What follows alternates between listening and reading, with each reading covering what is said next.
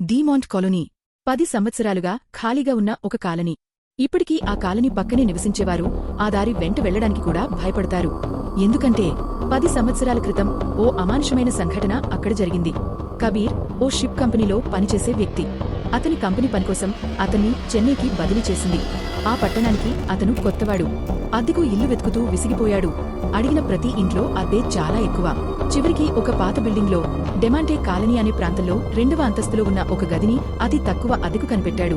తన పని ప్రదేశానికి దగ్గరగా ఉండటంతో ఎంతో సంతోషపడ్డాడు. మొదటి రోజే అతనికి కొన్ని విచిత్రమైన విషయాలు కనిపించాయి. సాయంత్రం 6 అయ్యేసరికి ప్రతి ఒక్కరూ తమ ఇళ్లలోపలికి వెళ్లిపోతున్నారు. ఆ రాత్రి తన గదిలో ఉన్న కిటికీ నుంచి చూసిన కబీర్ ఒక వృద్ధ వ్యక్తి ఒంటరిగా రోడ్డుపై కూర్చుని మద్యం తాగుతున్న దృశ్యం చూశాడు.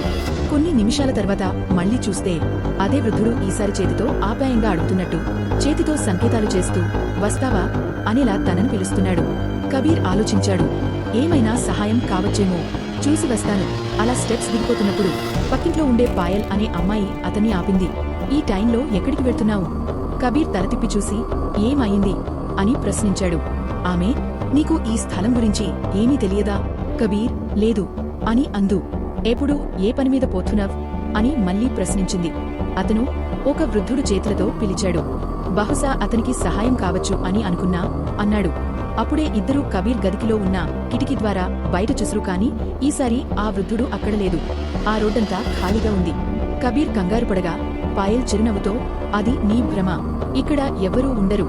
కాని ఇప్పుడు నేనొక విషయం చెబుతాను. ఈ కాలనీ వెనుక కథ నీకు తెలుసా? 19వ శతాబ్దంలో ఒక పోర్చుగీస్ వ్యాపారి అయిన జాన్ డెమాంటే తన భార్య మరియు 20 ఏళ్ల కుమారునితో కలిసి చెన్నైకి తరలివచ్చాడు. వాల్దే కుటుంబం జాన్ నగరంలో ఎన్నో ప్రాపర్టీలు, భూములు కొనుగోలు చేశాడు. డెమాంటే కాలనీ కూడా ఆయన సొంతం. అదే ప్రాంతంలో కుటుంబంతో నివసించేవాడు. అయితే కొన్ని సంవత్సరాల తరువాత అతని భార్యకు తీవ్రమైన మానసిక సమస్యలు తలెత్తాయి. రోజురోజుకి ఆమె స్థితి మరింత విషమమైంది. చివరకు చానిపోయింది. ఈ సంఘటన అతని కుమారుడిపై తీవ్ర ప్రభావం చూపింది. వయసు 22 నాటికి అతను కూడా మృతి చెందాడు. ఈ 2 ఘోరమైన సంఘటనలు జాన్ డెమాంటేనులో అథాను మానసికంగా కుంగిపోయి రోజంతా మద్యం తాగుతూ కాలనీలో నివసించే వారిని బెదిరించేలా ప్రవర్తించేవాడు. కొన్ని నెలల తరువాత అతను మరణించాడు.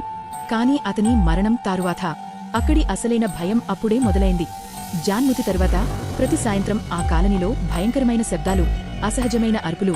ఎవరూ బయటికి రావడానికి ధైర్యం చేయలేరు. ఇవన్నీ చెబుతూనే పాయల్ కబీర్ను హెచ్చరించింది. ఆమె చెప్పిన మాటలన్నీ అతని హృదయాన్ని కలచివేశాయి. అంతే, ఆమె వెళ్లిపోయింది. కబీర్ మాత్రం ఆ చీకటి గదిలో నిలబడిపోయాడు. ఒక అనిశ్చితి మధ్య ఆ కథ విన్న తరువాత కబీర్కి భయం కాళ్ల కింద నేల తినిపించింది. అతను పూర్తిగా టెన్షన్తో నిండిపోయాడు. అప్పటికే రాత్రి 8 గంటలు అయింది. అయితే అతని ఫోన్ మోగింది. ఫోన్లో అతని బాస్, అత్యవసర పని ఉంది, వెంటనే ఆఫీస్కురా అని ఆదేశించాడు. కబీర్ మొదట తిరస్కరించాడు. కాని బాస్ ఒత్తిడి పెంచుతూ అతన్ని రప్పించేశాడు. అతను వెళ్లి పని పూర్తి చేశాడు.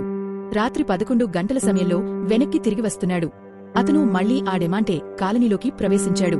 ప్రదేశం మొత్తం ఒక శబ్దం లేదు. సౌకర్యం లేని ఆ మౌనంలో అతను మెట్లు ఎక్కుతున్న క్షణంలో ఒక గుసగుస వినిపించింది. నువ్వు నా కొడుకులాగే కనిపిస్తున్నావు. కబీర్ ఆ శబ్దాన్ని పట్టించుకోలేదు. భ్రమ అనుకుని ముందుకు కదలాడు. అయితే మళ్లీ ఈసారి ఆ గుసగుస మరింత బలంగా, స్పష్టంగా, నువ్వు నా కొడుకులాగే కనిపిస్తున్నావు.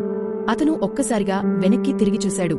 అక్కడ అతను గతంలో కిటికీ నుంచి చూసిన అదే వృద్ధుడు అక్కడ నిలబడి ఉన్నాడు. కబీర్ హడలిపోయాడు. వెంటనే తన గదికి పరుగెత్తాడు. లోపలికి వెళ్లి బెడ్షీట్ కింద దాక్కున్నాడు. కొద్దిసేపటికి తాను కాస్త ప్రశాంతంగా అనిపించుకున్నాడు. కిటికీ నుండి బయట చూస్తూ అన్నీ బాగానే ఉన్నట్టు భావించాడు. ఈ చోటు వదిలిపెట్టాలి అని తలపోయి మంచంపై కూర్చున్నాడు. అయితే అతని వెనుకనుంచి తక్కువ స్వరం చీకటి నిశ్శబ్దంలో దెయ్యంలా వినిపించింది. నువ్వు నా కొడుకులాగే కనిపిస్తున్నావు. కబీర్ నెమ్మదిగా తిరిగి చూశాడు. ఆ వృద్ధుడు అతని వెనుకే ఉన్నాడు. భయంకరంగా అతని వైపే నడుచుకుంటూ వస్తున్నాడు. కబీర్ వెంటనే తలుపు వైపు పరుగెత్తాడు. అయితే తలుపు తెరచడం లేదు. అతను గట్టిగా అరవసాగాడు. ఎవరైనా ఉన్నారా? దయచేసి తలుపు తీయండి. ఆ అరుపు విని పక్కింటి పాయల్ వచ్చి బయటనుండి తలుపు తెరిచింది. కబీర్ బయటికి వచ్చి పరుగెత్తాడు. ఆ కాలనీని వడిలేశాడు. తిరిగి ఎప్పటికీ అక్కడికి రాలేదు.